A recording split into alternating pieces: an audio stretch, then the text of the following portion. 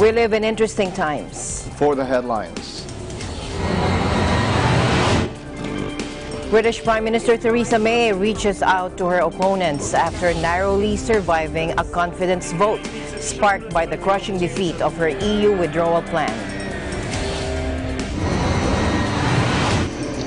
Kenyan police covered the rubble of a Nairobi hotel complex for more victims as the death toll from a jihadist attack jumped to 21 and mourners began to bury the dead. 4 weeks into the U.S. government shutdown, cash-strapped federal workers are tapping life savings, selling possessions, and turning to soup kitchens to make ends meet, ramping up pressure for leaders in Washington to strike a deal.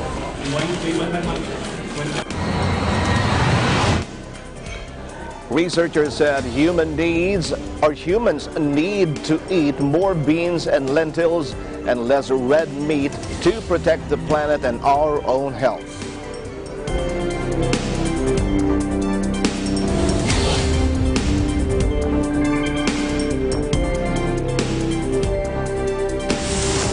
I'm Alma Angeles, wherever you're watching from around the world. Thank you very much for joining us. We welcome our viewers here in the Philippines and around the world. Good evening, everyone. I'm Sam Cepeda. And now to the news.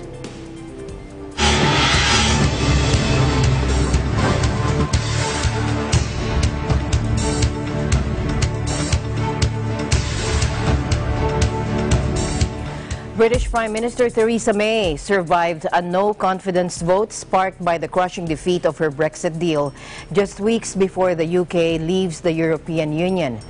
A stunning 24-hour span saw Theresa May on Tuesday dealt the heaviest drubbing by Parliament in modern British political history, 432 votes to 202 over the divorce term she reached with Brussels. Now, she emerged victorious in Parliament's first no-confidence vote in a British government in 26 years on Wednesday by a 325-306 margin, a majority of 19. The ayes to the right, the ayes to the right, 306. The noes to the left, 325. Now, Theresa May said she wanted to approach discussions in a constructive spirit. Speaking outside Downing Street after talks on Wednesday night with the Liberal Dems, SNP and Plaid CYMRU, Theresa May called on MPs to put self-interest aside. She must present a new plan for EU withdrawal to Parliament by 21st of January. But the deal which I have worked to agree with the European Union was rejected by MPs and by a large margin. I believe it is my duty to deliver on the British people's instruction to leave the European Union, and I intend to do so.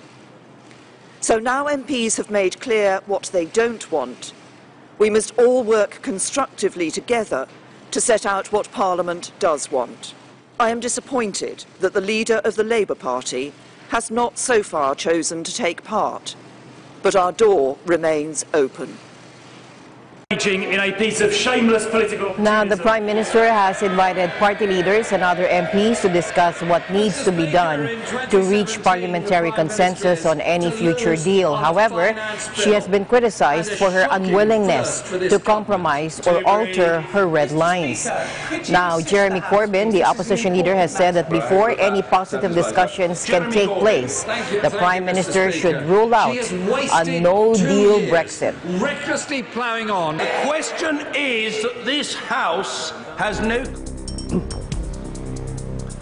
On the sun-drenched eastern coast of Spain, where British pensioners and business owners are uncertain of their futures as Brexit ticks closer, the crushing parliamentary defeat of Theresa May's EU divorce deal has sparked a glimmer of hope.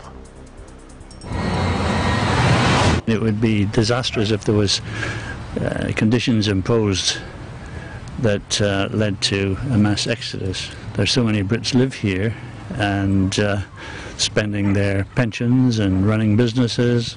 Last night we had the vote, and I think there's now a sense of possible optimism that we're actually going to get out of this. You know, we've a feeling that we're there's a good possibility that this might not happen. I don't know, I don't think anybody truly knows what the next step's going to be. No deal Brexit or referendum. There are so many conflicting views between Brexiteers and Remainers, of which I voted Remain.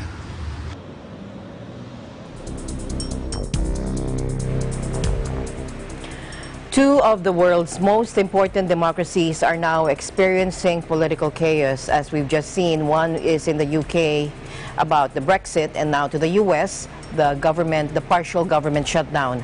For 4 weeks into the US government shutdown, cash-strapped federal workers are tapping life savings, selling possessions, and turning to soup kitchens to make ends meet, ramping up pressure for leaders in Washington to strike a deal. Furloughed contract workers, meanwhile, took their unpaid bills to the office of the Senate Majority Leader, Mitch McConnell, to highlight the economic struggles they're facing during the partial government shutdown, which is now on its 26th day. Security officers and custodians in charge of securing and cleaning government buildings didn't receive back pay during previous shutdowns, unlike direct federal employees. There's no money coming in. And we're here just to confront, McConnell to pay our bills or whatever. It's not fair to us. And then we're not even going to get back pay. I don't think that's fair at all. It's really not. And I think it ain't fair for the president to hold everybody hostage. And, in other words, one man's decision is everybody's pain. I'm about to lose my car. My car is 2 months behind. I'm about to lose my Medicaid, my car insurance. I'm about to even lose my driver's license. I have a payment plan with the DMV to pay monthly, and if I miss one payment, I would lose my driver's license. I mean, he's messing with the small people, the poor people. The people that struggle every day, work paycheck to paycheck to pay their bills. I mean, he messing with the people that get food stamps. I need to pay my mom. My mom, she's in a hospital. It's not able for me to send all the... You pay this bill? About 2,600 miles south in the African nation of Kenya, there was another terrorist attack this week that killed at least 21 people in the capital of Nairobi. The Kenyan chief of police reveals that the death toll from the Nairobi hotel complex terrorist attack has risen. 6 other bodies were found at the scene, and 1 police officer succumbed very sadly to his injuries while undergoing treatment.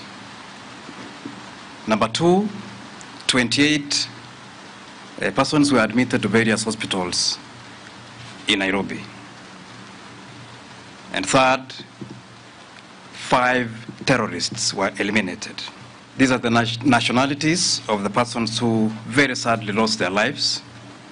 16 Kenyans, 1 Briton, 1 American, and 3 persons of African descent whom we are yet to identify. In subsequent investigations by the DCI, we have arrested 2 individuals whom we have very strong reasons to believe facilitated the attack and are in our custody assisting the police with the investigations. The attack has been claimed by the Al-Qaeda-linked Somali group Al-Shabaab, which has targeted Kenya since it sent its army into Somalia in October 2011 to fight the jihadist group. It started after a car bomb went off Tuesday afternoon, followed by an assault by several gunmen on a hotel complex. This attack was claimed by Al-Shabaab, an Islamist militant group based in neighboring Somalia. The assault lasted 4 hours before Kenyan security forces, quote, eliminated all the terrorists. Dozens of people were injured, and Kenya, as the president says, more than 700 were safely evacuated. Tourism is an important part of Kenya's economy, and terrorist attacks have hurt the industry in the past.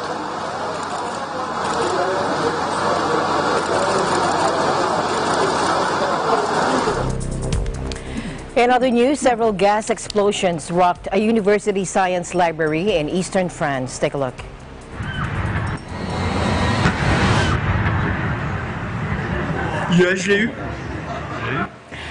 A massive construction fire broke out on its roof. 3 people received minor injuries, and students and staff were evacuated from campus buildings.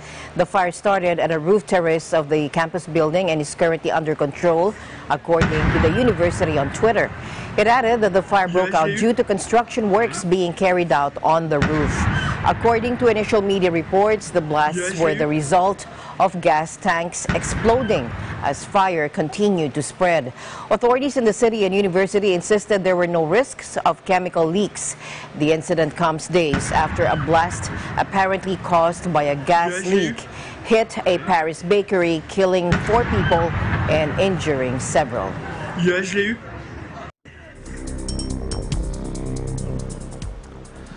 4 Americans, including 2 U.S. service members, were killed in a deadly suicide attack in Syria.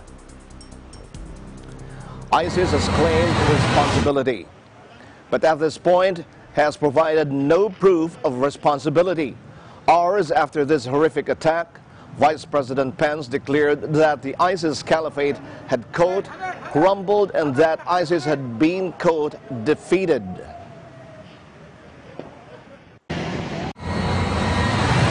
Some of our most heinous enemies are in retreat. We promised under this president's leadership to take the fight to radical Islamic terrorists on our terms on their soil. The President and I couldn't be more proud. Thanks to the leadership of this Commander-in-Chief and the courage and sacrifice of our armed forces, we're now actually able to begin to hand off the fight against ISIS in Syria to our coalition partners, and we are bringing our troops home. The caliphate has crumbled and ISIS has been defeated. The Syrian Observatory for Human Rights said several other people, including local civilians, were killed in the blast. The U.S. Department of Defense says the attack was the deadliest on U.S. troops since they deployed in Syria in 2015. The Islamic State militant group released a statement claiming that a fighter detonated his explosive vest. President Donald Trump announced the withdrawal of U.S. troops from Syria on December 19th, saying the Islamic State group has been defeated there. Allow me to extend on behalf of the Department of Defense our thoughts and prayers to the families and team members of those killed and wounded during today's attack in Manbij. Our fight against terrorism is ongoing, and we will remain vigilant and committed to its destruction.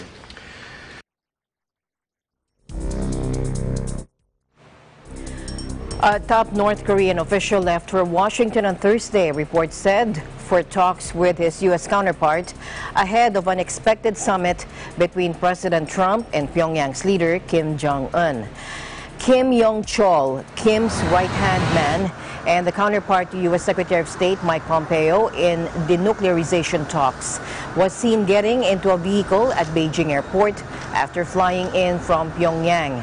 Hours later, he left the Chinese capital on a United Airlines flight, which is expected to land in Washington at 6:50 p.m. local time, according to South Korea's Yonhap news agency, adding that he was accompanied by 2 North Korean officials.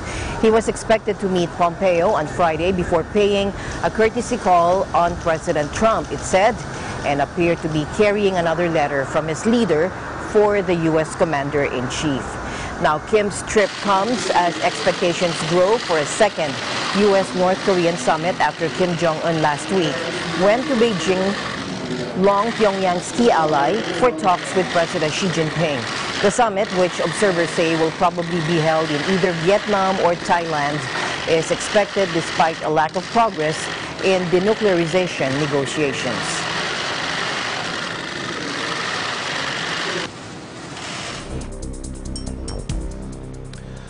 A U.S. monitor said a giant beach resort in North Korea is nearing completion, with satellite pictures showing rapid progress on the sprawling development, now equipped with a water slide and cinema. The seaside strip, known as the Wonsan Calma Coastal Tourist Area, is squeezed between a new airport and the country's east coast in an area that has previously been used for artillery drills and ballistic missile launches.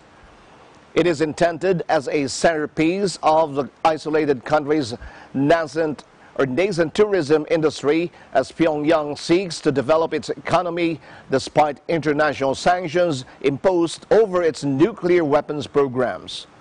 North Korea receives an estimated 100,000 foreign tourists a year, the vast majority of them Chinese, according to industry sources. The site's construction has been closely overseen by leader Kim Jong-un, and plans have been announced for a grand opening in October, when the country marks the 74th anniversary of the founding of the ruling Workers' Party in Korea. The respected 38 North website released satellite images taken as recently as December, showing that most buildings previously under construction were nearing external completion, and several new or redesigned buildings were in advanced stages. Kim reportedly spent his childhood summers in the area. In other news, a 71-year-old Norwegian man was sentenced to 12.5 years in prison for ordering sexual assaults to be carried out online against dozens of young Filipinos. With his actions, the accused contributed to a sex industry that brutally exploits vulnerable children in the worst possible way, the Sør Sunnmøre District Court in Western Norway wrote in its verdict. Between 2012 and 2013, the man used an online video calling service to contact people in the Philippines. The court found that he paid them to, under his instructions, sexually assault minors under the age of 14. The youngest one, probably between 3 and 5 years old, while he watched. The verdict also said, the court said, that there were at least 48 victims, but the actual number could be much higher because of difficulties identifying them. The court finds that the victims are living in an almost inhumane situation that the accused helped perpetuate with his actions, according to the verdict. Norwegian police were alerted by the U.S. FBI as part of a larger case the latter was probing. Investigators found more than 36,000 photographs and videos containing child pornography in his possession.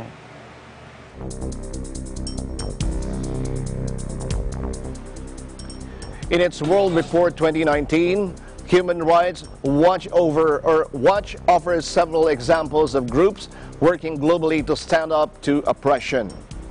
A growing pushback against human rights abusers and autocrats has emerged in the last year, Human Rights Watch said Thursday, with the resistance coming from a number of news sources. The headlines don't capture that, but when you look at the pattern over the last year, it's really striking how powerful the defense has been of human rights, democracy, and the rule of law. So for us, the real news is not the headlines that everybody sees, it's what's happening underneath to push back. And obviously none of that means that you necessarily win. The pushback has included protesters marching in Hungary against controversial reforms championed by the right-wing nationalist government of Viktor Orban, or voters using their ballots to oust leaders embroiled in corruption scandals, such as in Malaysia. Does the European Union continue to subsidize these overt attacks on basic democratic values in Europe? Because today, Poland is the largest recipient of EU subsidization, and Hungary is one of the largest per capita recipients. Basically, Europe is funding the demise of its values. Does that make sense? But among the most surprising new allies in the fight against violations has been the Organization for Islamic Cooperation, said Roth. The OIC has traditionally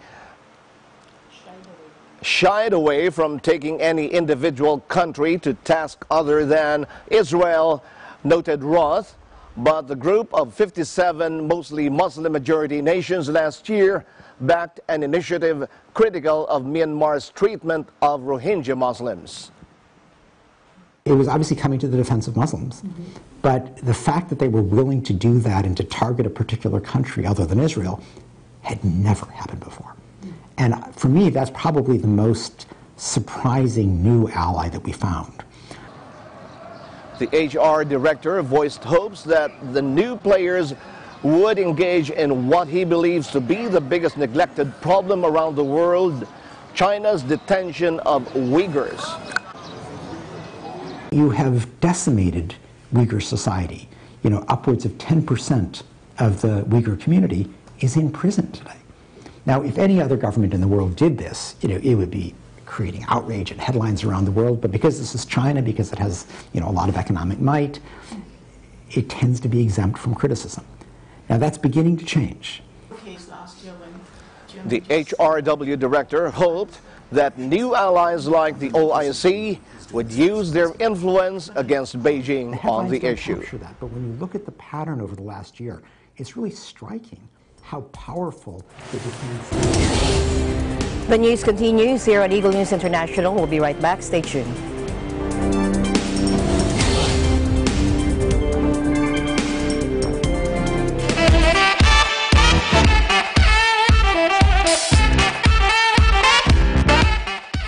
Hi guys, I'm Ariel. And I'm Kenneth. And we're your new hosts for The Break Room. So please watch us every Monday at 7:30 to 8 in the evening. We are one with 25.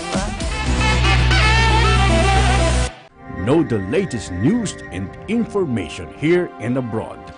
In Aguila, Balita, track the latest happenings in the provinces in Aguila, Provincia.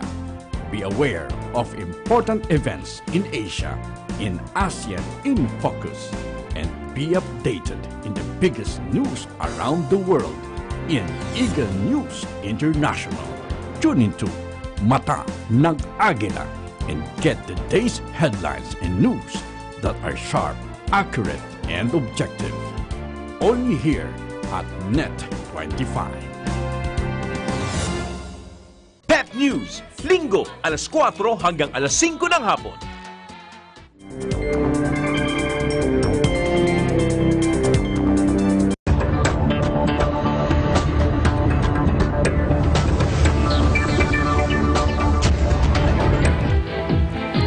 China's top trade negotiator will travel to the United States for talks later this month, ahead of a March deadline to avoid bruising tariff hikes. According to the Commerce Ministry on Thursday, Vice Premier Liu will visit Washington on January 30 to 31, or the negotiator will visit Washington on January 30 to 31, following up on talks between lower-level officials in Beijing earlier this month. 我可以向你确认，应美国财政部长努姆钦、贸易谈判代表莱特希泽的邀请，刘鹤副总理将于1月30日至31日访美，与美方就两国经贸问题进行磋商，共同推动落实两国元首重要共识。谢谢。 President Donald Trump and Chinese leader Xi Jinping agreed to a three-month trade war truce in December, suspending U.S. plans to increase tariffs on Chinese goods to give negotiators space to find a solution. Liu and U.S. officials will hold negotiations on economic and trade issues and work together to push forward and implement the consensus reached by Xi and Trump, according to ministry spokesman Gao Feng. But Liu's trip could run into complications after reports of fresh legal trouble in the United States for Chinese telecom giant Huawei. U.S. authorities are in the advanced stages of a criminal probe that could result in an indictment of the company, according to the Wall Street Journal. Citing anonymous sources, the paper said the Department of Justice is looking into allegations of theft of trade secrets from Huawei's U.S. business partners, including a T-Mobile robotic device used to test smartphones. Canada's arrest of Huawei's chief financial officer, Meng Wanzhou, who is the daughter of the company founder at the request of the United States, has already infuriated Beijing. Now, 2 Canadians have been detained in China since Meng's arrest, and a third has been sentenced to death on drug trafficking charges. Moves observers see as attempts by Beijing to pressure Ottawa over her case.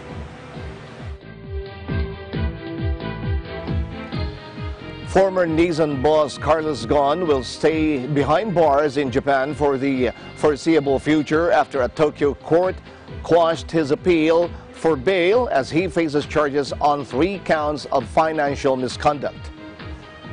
Since his stunning arrest on November 19, the auto tycoon has languished in a Tokyo detention center, facing questioning over allegations he underreported his salary and tried to shift personal losses onto the company. The court had previously refused to release the 64-year-old Franco-Lebanese-Brazilian businessman on the grounds that he could present a flight risk and destroy evidence. Last week, he was formally charged on 2 of the counts, and his request for bail was denied. Even his own lawyer has admitted he is likely to be kept behind bars until a trial, which could take 6 months. His legal team said they would now appeal to the Supreme Court. The appeal and its rejection came as the French government called for him to be replaced at the head of Renault, the only one of the 3 companies he used to head that has retained him.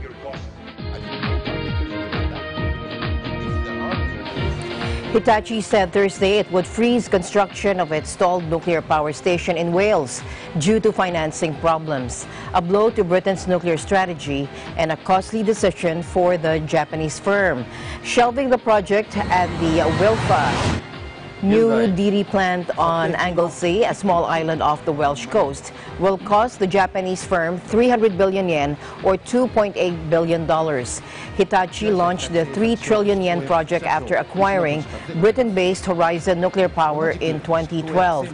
The British government had reportedly agreed to finance 2/3 of the construction costs, with Hitachi as well as Japanese and British investors scheduled to cover the balance.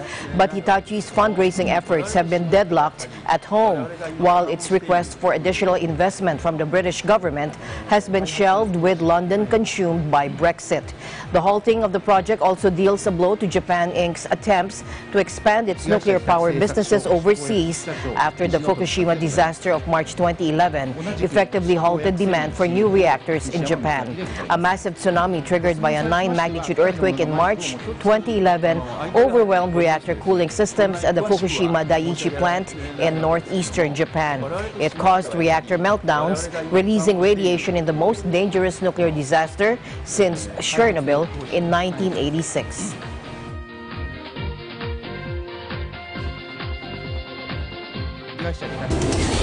Eagle News International will be right back. Stay tuned.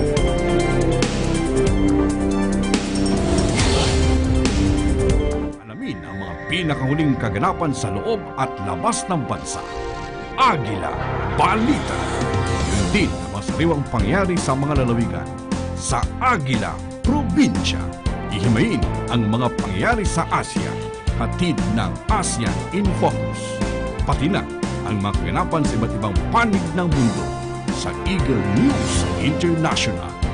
Huwag palampasin ang mga pinakahuling pangyayari sa mata ng Agila. Mga balitang makabuluhan. Dapat subaybayan. Dito lamang sa Net 25. ASEAN in Focus. Monday to Friday, 2 to 2:30 p.m.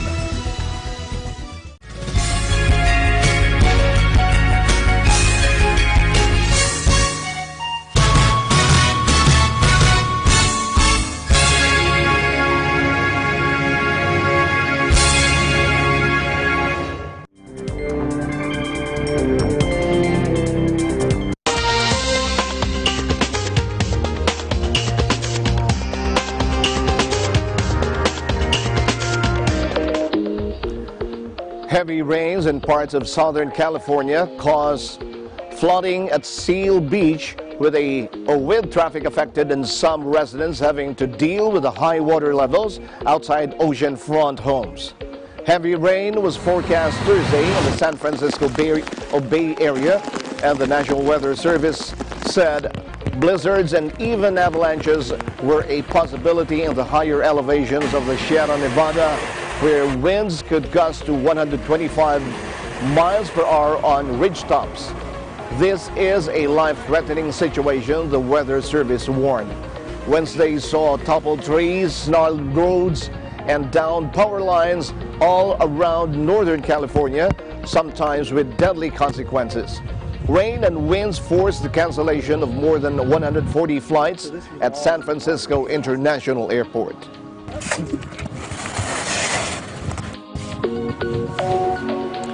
In other news, a Japanese volcano erupted on Thursday, spewing ash and smoke 6 kilometers into the air over a small southern island. Take a look.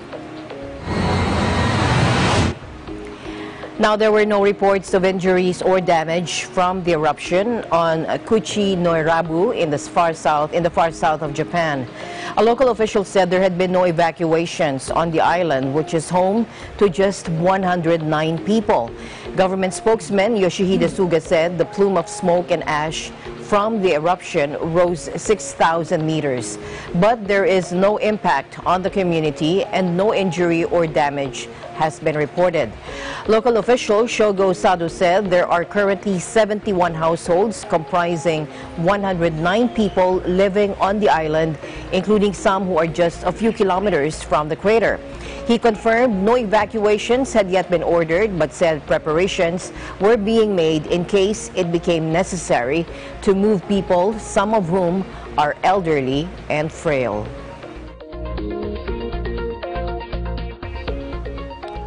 Jellyfish, beautiful to look at, often harmful to the touch and rising in numbers. A new exhibit at the Paris Aquarium spotlights how warming seas affects the global jellyfish population as climate change threatens marine life. Watch this.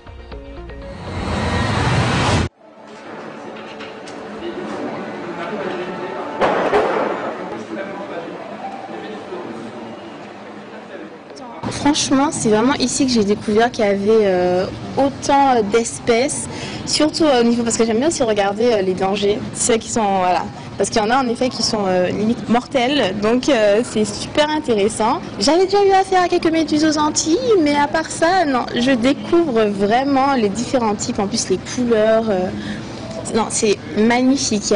C'est beau, c'est hypnotique, on peut voir et voir et voir pendant des heures et on se lasse pas. Et en plus, la présentation, je trouve que très belle et non, je suis émerveillée. Ce médusarium, c'est 24 bassins qui présentent en alternance 50 espèces de méduses dont nous maîtrisons la reproduction. On peut vraiment dire que c'est du jamais vu. Et si nos visiteurs veulent voir la même chose, ils doivent aller au Japon ou aux États-Unis. Enfin, en tout cas en Europe, il n'y a pas la même chose.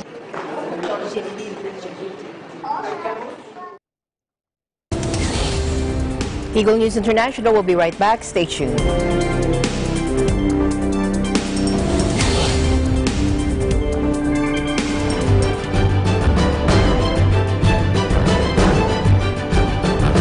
Eagle News teams are fair. Sa impeachment complaint laban kay Supreme Court Chief Justice Maria Lourdes Sereno, ang ilang maestra... Ang rekomendasyon na makasuhan ang mga sangkot kasama na ang mga opisyal ng customs. Hardworking. Papaunlad ng isang bata na magiging isang future youth leaders. Dedicated. Sa nasawi ay dito natagpuan yung bangkay. Ito yung kanilang paraan ng pag-aalaga ng mga may sakit na leprosy noong unang panahon. Committed to public service. Ang chairmanship ng ASEAN sa bansang Singapore. Marami yung mga biktima ng mga nawawala. Ang ng Bureau of Customs na nasa merkado na yung mga pinaking produkto. Sa kapila ng mga kilos protesta na nanatiling dahil payapa. Dahil sa mabilis na pagresponde ng mga pamatay sunog, ang apoy mabilis na karoon ng equal opportunity ang ibang mga kababaihan ng mga kabataan at ipinakita sa pamagitan ng kanilang mga likha. Nanatiling kulang pa rin ang tubig para sa irigasyon, para sa pagtatanim ng ating mga kababayang magsasaka. As we live in interesting times.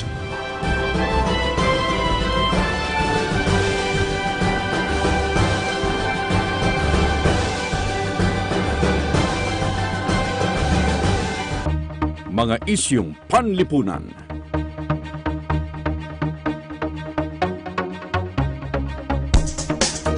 Mga isyong pampolitika.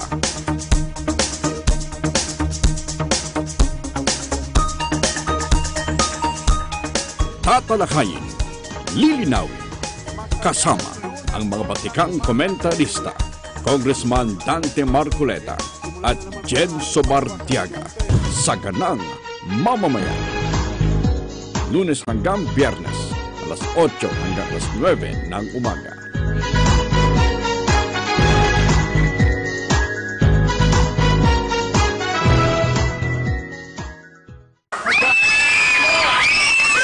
Isa ang Pilipinas na bansa na sa Asya na madalas daanan ng bagyo. Gaano ba kahanda ang ating gobyerno sa mga sakit?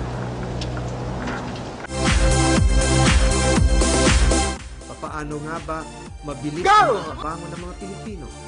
Ngayong Sabado, sabay-sabay nating alamin ang katapangan ng mga Pinoy sa pagbangon sa mga trahedya.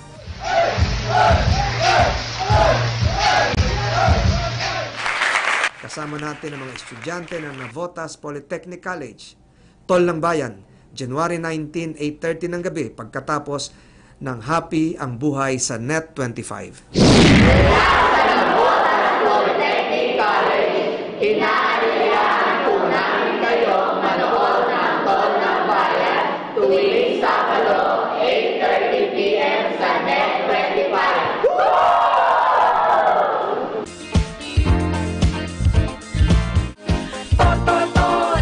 Tolentino, Tolentino, Tol, Tol, Tol.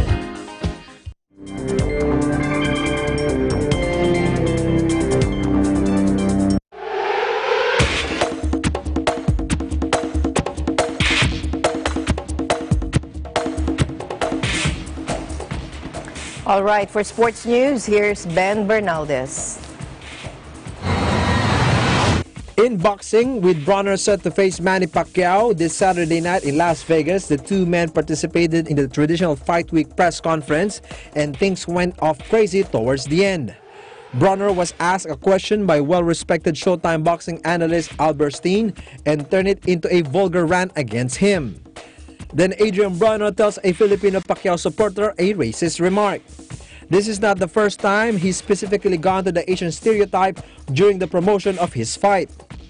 Pacquiao versus Bronner is on tap for January 19 at the T-Mobile Arena in Las Vegas, Nevada. This is Bronner's first ever appearance as a pay-per-view headliner. At stake is Pacquiao's WBA regular welterweight title. And in the NBA, Stephen Curry scored 41 points and sank 9 3-pointers as the reigning NBA champion Golden State Warriors rallied from a 17-point deficit to beat the New Orleans Pelicans 147-140. Kevin Durant tallied 30 points and 15 rebounds. Draymond Green had 17 points and 14 assists as the Warriors also tied a franchise record with 24 made three-pointers. Golden State attempted 49 shots from beyond the arc. The team also set a record for combined three-pointers made in a game with 43, and the previous record was 41 when Golden State faced Sacramento earlier this month. Curry also became the first player to make 8 or more threes in 3 consecutive games, giving him 28 threes in that span. Anthony Davis finished with 30 points and 18 rebounds, while Elfrid Payton had 12 assists for the Pelicans, who made 19 baskets from beyond the arc. Meanwhile, these are the results of the other games today in the NBA.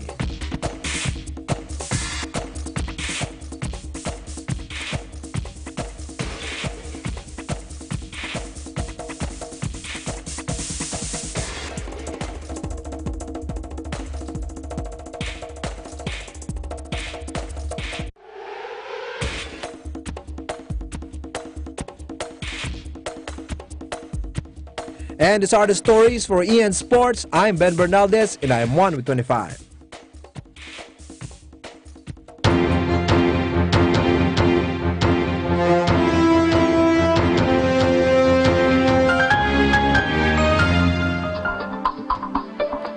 Humans need to eat more beans and lentils and less red meat to protect the planet and our own health, researchers said. Meat intake for adults would be limited to 14 grams per day.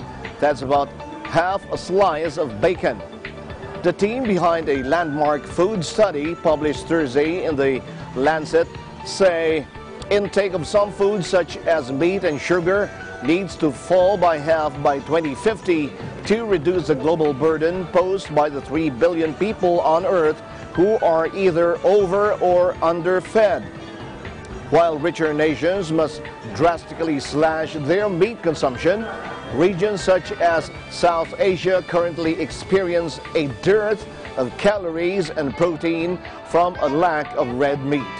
Livestock farming is catastrophic for the environment, producing up to 18% of global greenhouse gases and contributing to deforestation and water shortages.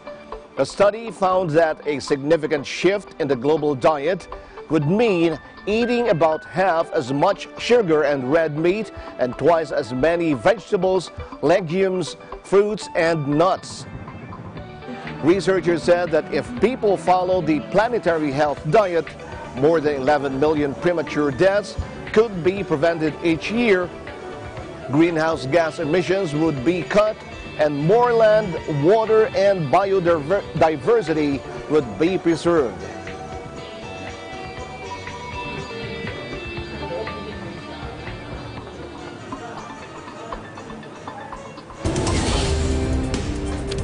Don't forget to like us on Facebook, follow us on Twitter and Tumblr. Also check out our boards in Pinterest and pictures on Instagram. I'm Sam Cepeda. Thanks for joining us. And that's it for tonight's broadcast. I'm Alma Angeles, and we're 1 with 25.